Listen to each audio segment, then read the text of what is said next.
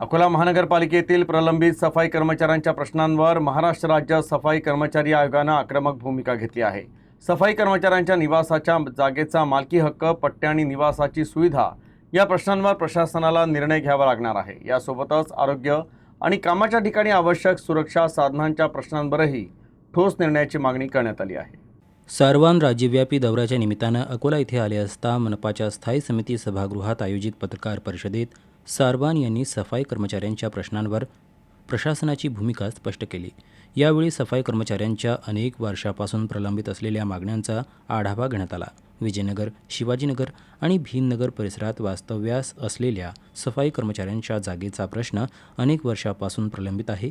या कर्मचाऱ्यांना त्यांच्या वास्तव्यास असलेल्या जागेचे मालकी हक्काचे पट्टे तातडीनं देण्याची कारवाई करावी, असे निर्देश आयोगानं मनपा प्रशासनाला दिले आहेत। या तक्रारी कोणते प्राप्त झालेले नाही आजच्या आढावा बैठकीत त्यात सफाई कामगार संघटनांचे जे प्रतिनिधी होते त्यांनी सांगितलं, अकोला महानगरपालिकेमध्ये माननीय आयुक्त साहेब आल्यानंतर सफाई कामगारांच्या जवळपास 90% प्रश्न त्यांनी सोडवले।